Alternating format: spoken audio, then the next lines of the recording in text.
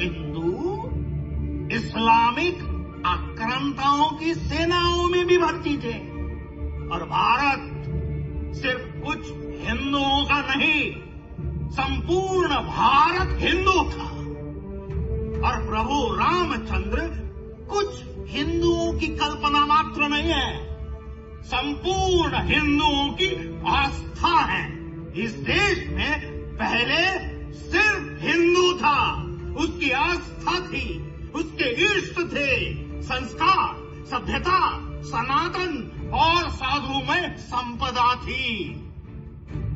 फिर विदेशी लुटेरों की नजर पड़ती है और हिंदुओं की संस्कृति तक लूट ली जाती है। ऑनरेबल, सनातन और इस्लाम का कभी कोई नाता नहीं था।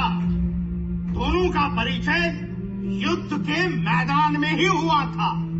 1519 से 1526 तक एक उज्बेकिस्तान मंगोल आक्रांता जहीरुद्दीन मोहम्मद बाबर कुछ तुर्क और कबीलाई लुटेरों के साथ यहां हिंदुस्तान में आता है, लूट मचाता है और चला जाता है। 1526 में उसने हिंदुस्तान को अपना आशियाना बना दिया था और फिर शुरू हुआ लूट का तांडव। और ये खेल आक्रांताओं की नस्ल दर नस्ल खेलती ही रही। हिंदुओं को हिंदू बनाए रखने वाला कोई नहीं था सिवाय उनकी अपनी आस्था के, शिव, राम और कृष्ण। ऑनरेबल, हिंदू अपनी आस्था को बचाने के लिए संघर्ष कर रहा है। मैं चाहूंगा कि न्यायालय हिंदुओं के संघर्ष की सीमा तय करे। और संविधान में लिखा है सब कुछ बदला जा सकता है, देश का नाम, संस्कृति, पूजा पद्धति, सब कुछ। अगर सब कुछ बदला जा सकता है तो संविधान भी बदला जा सकता है। इस हिंदुस्तान में हिंदुओं ने बहुत सहा और पीढ़ी दर पीढ़ी गुलाम रहा। हमारे बौद्ध और सिख भाइयों को हमसे अलग करके हिंदुओं की संख्या कम की। हिंदुओं के मुंह से श्लोक छीनकर तलवार की नोक पर उन्हें कलमे पढ़ाए गए। कहा जाता है हिंदू सहनशील है, संवेदनशील है। हिंदू सहनशील था, है।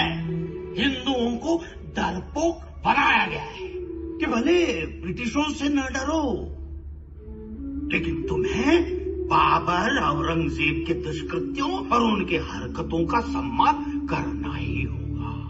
ये डर आत्मग्लानि का कारण न बने, इसलिए इसको सहनशीलता का मुलम्मा पहनाया गया था।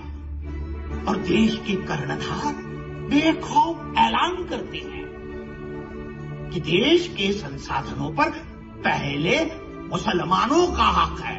इस लेवल का तुष्टीकरण।